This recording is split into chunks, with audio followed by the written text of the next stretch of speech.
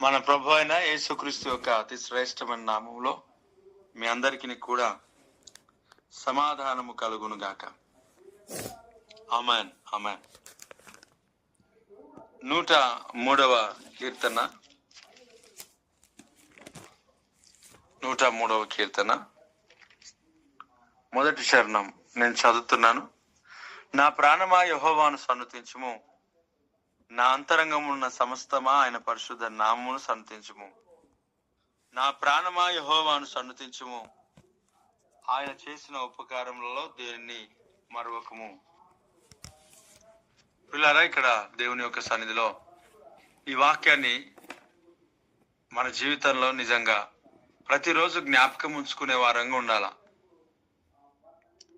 తన యొక్క జీవితంలో భక్తుడు తన ప్రాణంతో చెప్పుకుంటున్నాడు, తన ప్రాణంతో ఆయన తెలియజేసుకుంటున్నాడు, తన ప్రాణంతోనే ఆయన మాట్లాడుతూ ఉన్నాడు. ఏమని అంటే ప్రియులారా, దేవుని స్తుతించు, దేవుని మహింపరచు, దేవుని గణపరచు, దేవుని ఆరాధించు, సన్నతించు, స్తుతించు, ఘనపరచు.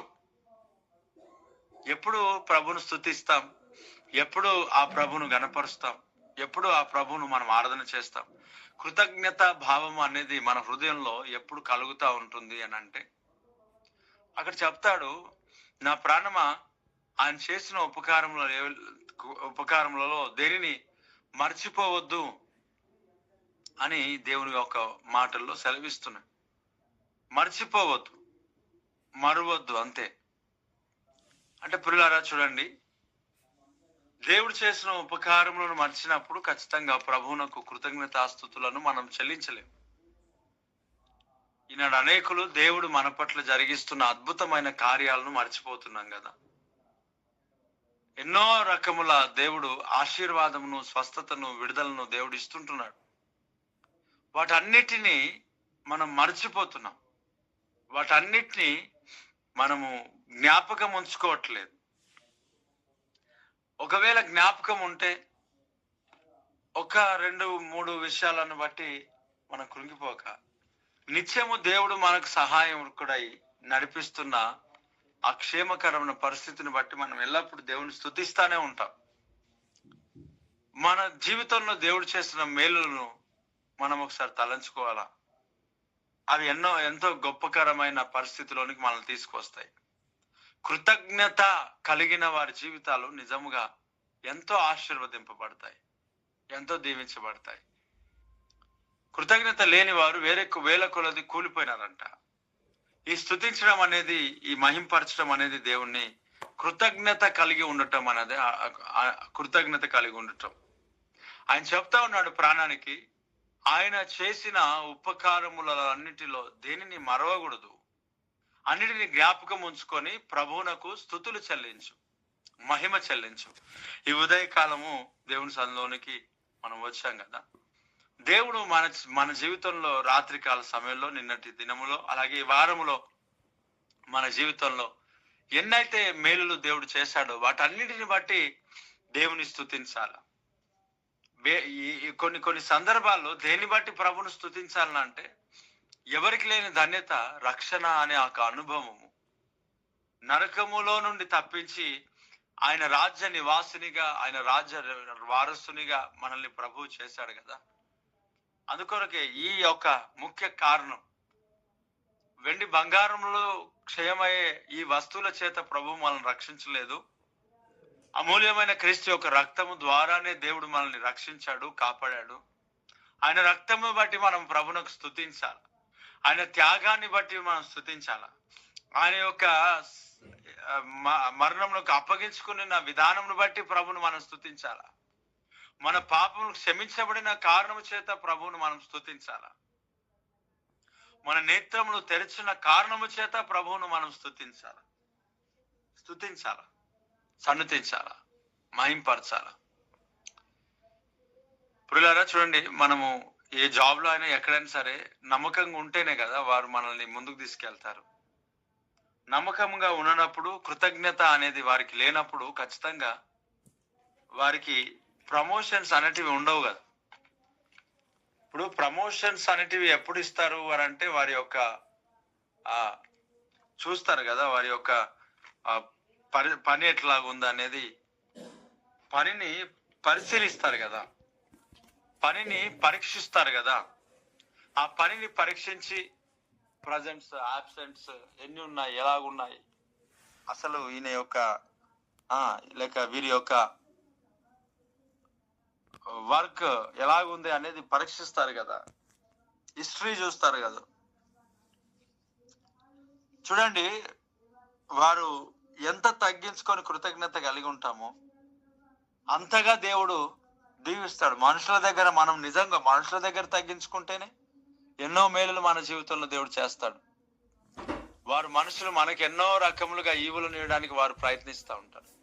ఒక మనిషే అంతటి యొక్క ప్రేమ కలిగి ఉంటున్నప్పుడు, వారితో ఉన్నప్పుడు, వారి దగ్గర నమ్మకంగా ఉన్నప్పుడు, ఏదో ఒకటి చేయాలని ఆలోచన చేస్తున్నప్పుడు దేవుడు ఇంకా అంతకంటే మేలు చేస్తాడు కదా. కాబట్టి దేవుడు మనకు ఇచ్చిన కుటుంబం, ఫ్యామిలీ, భర్త లేక భార్య, పిల్లలు, అలాగే జాబ్ లేక ఫుడ్, బెడ్, ఏదైనా సరే దేవుడు మనకి ఇచ్చిన ప్రతిదీ, ఆరోగ్యం, వీటన్నిటి విషయంలో ప్రభువును కృతజ్ఞతాస్తులు చెల్లించాలి. మరొక విషయం ఏమనంటే, ఇంత శ్రేష్టమైన దేవుని సన్నిధి ఉదయకాలంలో శ్రేష్టమైన దేవుని మాటలను మనము నార్మల్ గా ఉంటే లేచేవారం కాదు, రేపు చూద్దాం, రేపు చేద్దాం. ఉదయకాలం ప్రార్థన చేయాలని అనేకులకు ఆసక్తి ఉంటున్నప్పటికీ కూడా రేపటి నుండి చేద్దామని ఎన్నో సంవత్సరాలుగా అలారం పక్కవారికి లేపుతా ఉంటది, కానీ మనం లేవు. కానీ ఒక ఉదయకాలపు ప్రార్థన మన జీవితాల్లో లేపి ప్రభు సన్నిధిలో గడిపేటట్లుగా చేస్తా ఉంది. దాన్ని బట్టి దేవునికి స్తోత్రం చెప్పాలా. అలాగే ఈ సంఘంలో శ్రేష్టమైన వర్తమానాలు దేవుడు, చాలా అభిషేకముతో కూడిన వర్తమానాలు దేవుడు మనకు అనుగ్రహిస్తా ఉన్నాడు. ఈ వర్తమానాల విషయమై ప్రభునకు స్తుతిలో, ప్రభునకు మహిమ చెల్లించాలి. ఈ వర్తమానాలు ఎంతటి శక్తి కలిగినవి అని అంటే, ఒక్కొక్క వర్తమానానికి ఒక్కొక్క వ్యక్తి మారు మనసు పొందుతుంటున్నప్పుడు, ఒక్కొక్క వర్తమానానికి ఒక్కొక్క వ్యక్తి సరి చేసుకుంటున్నప్పుడు, ఆ వాక్యం విత్తబడుతుంటున్న కంప్లీట్ గా డెలివరెన్స్ అనేది దేవుడు చేస్తుంటున్నప్పుడు, మరి ఎంత శక్తి దేవుని యొక్క వర్తమానాలకు ఇక్కడ చెప్పబడుతున్న వాక్యానికి ఉన్నది ఒకసారి గమనించాలి. ప్రియా దేవుని బిడ్డలారా, పోయిన ఆదివారంలో వాక్యాన్ని ప్రకటిస్తుండగానే కొంతమంది డిప్రెషన్, కొన్ని నెలలుగా కన్నీళ్లతో అనవసరంగా ఏడుస్తూ, ఏ కారణం లేకుండా, అలాంటి పరిస్థితుల నుండి విడుదల పొంది సంతోషం చేత నింపబడ్డారు. కేవలం వాక్యంలో ఉన్న ఆ యొక్క శక్తి సామర్థ్యాన్ని బట్టి అని అంటే నిజంగా అది ఎంత గొప్ప ఘనకార్యం. కాబట్టి ఇంత శ్రేష్టమైన సంఘమును, అలాగే పరిచర్యను, ఈ యొక్క ఆరాధనలను, వాక్యాన్ని, అలాగే సేవకుని కూడా దేవుడు ఇచ్చినందుకై ప్రభువును ఖచ్చితంగా స్తుతులు చెల్లించాలి. సేవకుని కుటుంబం కొరకు. ఎందుకనంటే మనకు దేవుడు చేసిన మేలులు ఇవి అన్నింటి కూడా. ఎంత బలమైన సందేశాలను అంటే, పిల్లరా కొన్ని విషయాలు చెప్తాను, ఒక మాట చెప్తాను.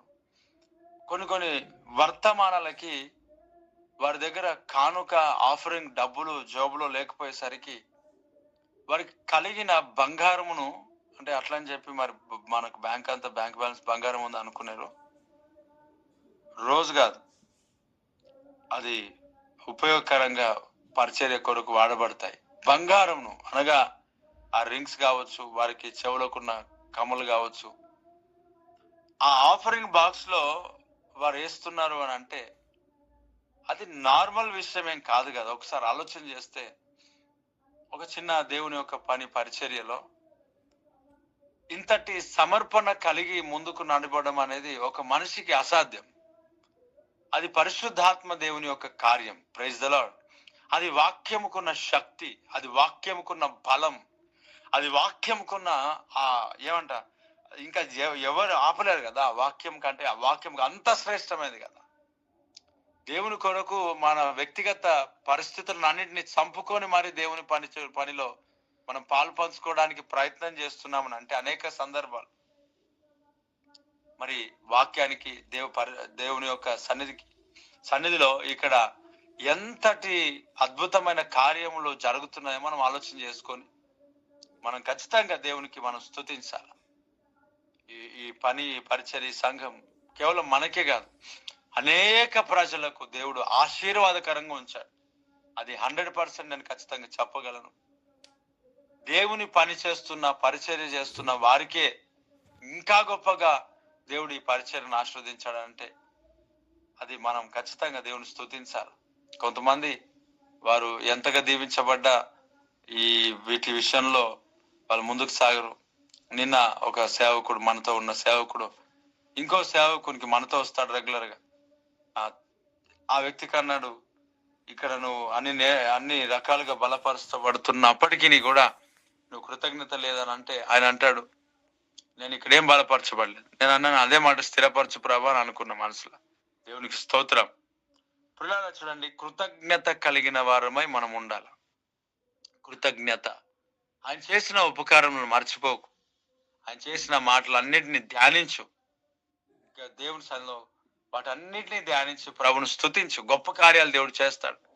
మనం వెనుకున్న వాటిని అనగా దేవుడు చేసిన మేలును మర్చిపోతే ముందు మన జీవితాల్లో కఠినమైన పరిస్థితులలో మనం నిలవబడడానికి కష్టం అవుతుంది. కాబట్టి దేవుడు చేసిన మేలు ఎప్పుడు జ్ఞాపకం ఉంచుకోవాలా, ఎప్పుడూ జ్ఞాపకం ఉంచుకోవాలా. పిల్లరా, ఒక మాట చదువుతాను. ఇక్కడ 105వ కీర్తనలో 5వ చరణం, ఆయన దాసుడైన అబ్రహాము వంశస్థులారా, ఆయన ఏర్పరచుకున్న యాకోబు సంతతి వారులారా, ఆయన చేసిన ఆశ్చర్య కార్యములను జ్ఞాపకం చేసుకొనుడి. ఆయన చేసిన సూచక క్రియలను, ఆయన నోటి తీర్పులను జ్ఞాపకం చేసుకొనుడి. దేవుడికి స్తోత్రం. చూడండి, ఆయన చేసిన ఆశ్చర్య కార్యములు ఈరోజు జ్ఞాపకం చేసుకోవాలా. ఆయన నోటి తీర్పులు, దేవుని వాక్యాన్ని మనం జ్ఞాపకం చేసుకోవాలి. ఈరోజు ఏదంటే అది జ్ఞాపకం కాదు. దేవుడు చేసిన మేలులు, ఆయన ఆశ్చర్య కార్యములను, ఆయన గొప్ప కార్యములను, ఆయన రక్షణ అనుభవమును మన జీవితంలో ప్రభు ఏదైతే కలుగు చేశాడో వాటన్నిటినీ జ్ఞాపకం చేసుకొని మనం దేవునికి స్తుతి యాగంలో అర్పించాలి. ఇటు కృప దేవుడు మనకి ఈ దినమును అనుగ్రహించి ఈ దినానికి కావలసిన అభిషేకముతో నింపి ఇక్కడి నుంచి దేవుడు పంపించును గాక. Amen, amen. ప్రైజ్. జీవితంలో ఫలభరితంగా మార్చి మేము ఈ దినమంతా ప్రతి మాటలను, నీవు చేసిన మేళ్ళను అన్నిటిని, ఆశ్చర్య కార్యములన్నిటిని జ్ఞాపకం చేసుకొని మర్చిపోకుండా నేను స్తుతించే కృపా భాగ్యం మాకు దయచేయమని నజరుడైన యేసుక్రీస్తు నామములో స్తుతిస్తూ ప్రార్థిస్తున్నాను తండ్రి. Amen, amen.